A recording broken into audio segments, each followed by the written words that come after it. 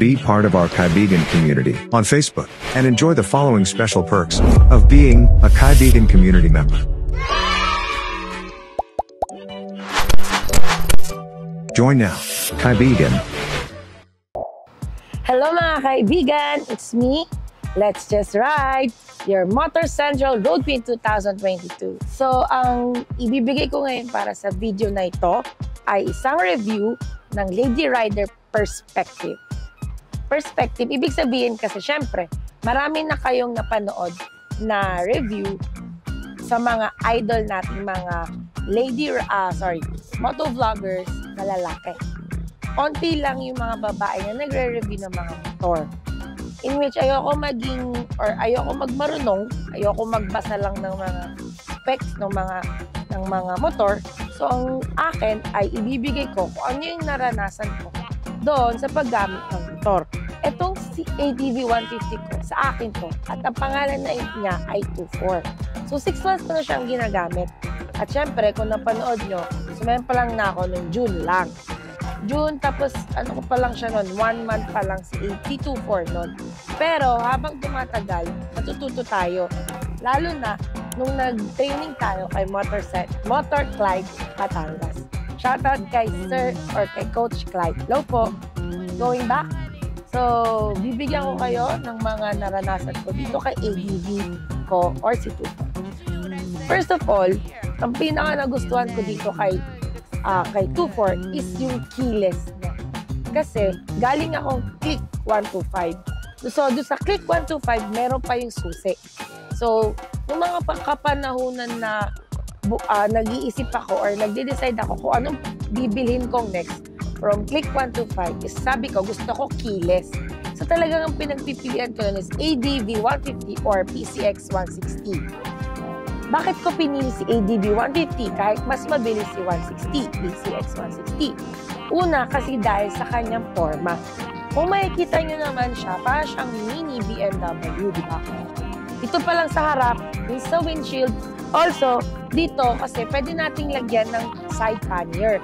So, nung naisip ko, sabi ko, shit, ang pogi nga. Bagay na bagay siya kay Let's Just Ride. Kasi yung mga forma ko naman talaga is yung mga busko-busko, yung mga angas-angas. Well, di ako mapag-girl-girl. So, gusto ko yung pati motor ko is maangas or pogi or cool. So, kaya ADV talaga yung pinili ko. Then, yun yung pinaka-main reason ko kung bakit ko binili si ADV 150 or pinili. And also, dahil nabudol ako kay Gino. Shoutout Papa Gino.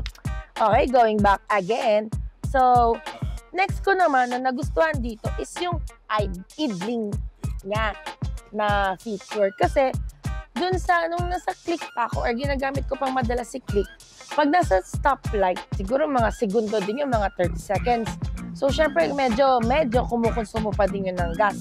So, ang ginagawa nung iba, pinipilit nila, pinapatay nila.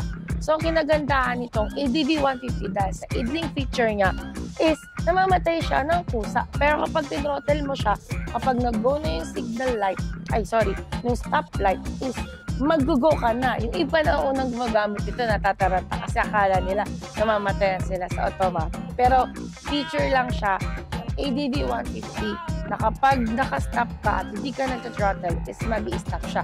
Pero pwede din siyang i-on or i-off. Then next naman, ang gusto ko dito is yung shock niya. Kasi kahit tumadaan ako sa lubak-lubak, dahil madami akong ginagawa or babae ako, hindi ko basta-basta nagagawa or naiiwasan yung mga lubak. Eh di, okay na okay sa akin tong Showa shock. Kala mo, ang ganda-ganda nung ano to. Parang yung iba ko mga kasama, yung mga tropa natin, umiiwas sa mga lubak. Pero ako, under lang, go, go, go lang. Napakaganda ng shock nito kasi nga adventure motorcycle to. So, next ko naman na masasabi sa ADV is yung seat height niya. Ito ngayon, naka-center stand ako, kaya super tiptoe ako. Pero kapag hindi na siya naka-stand, naka-onting tiptoe na lang ako. Kasi from Click 125, abot na abot yun. Ang height ko nga pala is 5'4". Pero dito, akala nila is di ko abot or parang sinasabi nila, abot mo pala to. Kasi sa Lady Rider, ang itong ADV na to is not usual na may mga,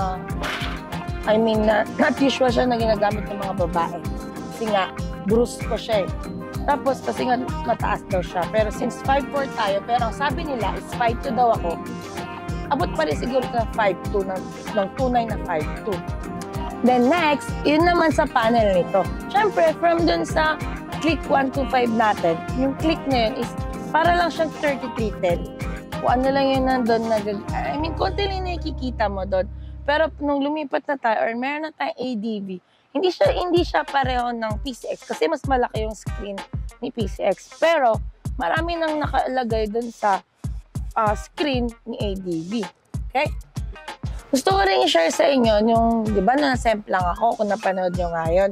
Ang nakasulat ko doon or description ko doon is isa sa dahilan kung bakit ako na-sample lang is na iba yung handling dahil dun sa top box.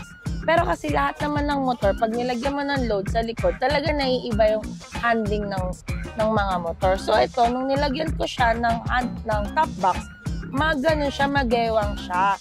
Parang ganun, no? So, kaya ako, binenta ko yung top box ko at hindi ko na siya binalik. So, parang ayoko, nasa strap na lang tayo ng mga gamit natin. So, kung mapapanood yung mga videos ko, wala na yung top box ko. If yung mga look ko, nagbagyo kami, naka-waterproof bag lang ako. So, okay na ako sa ganun. Kasi naman, iba na naman yung handling. Kaya ayoko na. Ang maganda din dito sa ADV 150, mayroon na siyang hazard. Siguro mga 150 and up na displacement, meron na. Not sure kung meron mga 125 na displacement na meron ng hazard light. Next is yung sa handlebar niya is hindi siya covered ng fairings. Ano lang siya, exposed back. So pwede tayo maglagay dito ng mount dito. Kahit anong mount ilagay mo po pwede kasi may pagkakapitan. Not unlike dun sa mga naka-cover ng fairings. Doon lang tayo pwedeng maglagay sa side mirror. And also, isa din sa dahilan kung bakit ko nagustuhan nito is dahil may ABS na siya. Kahit isa lang yung ABS niya sa gulong, is okay lang sa akin. At ang ibig sabihin ng ABS, search nyo na lang siya, okay? So, yun lang guys. Napakaganda ng ADV ko. Comment down below kung ano pang mga gusto nyong matest ko at mabigyan ng Lady Riders perspective dun sa comment. Okay? So, thank you very much mga kaibigan. Comment, like, and subscribe. Pati na rin ang Facebook page ko, TikTok, and Instagram. Thank you. Bye!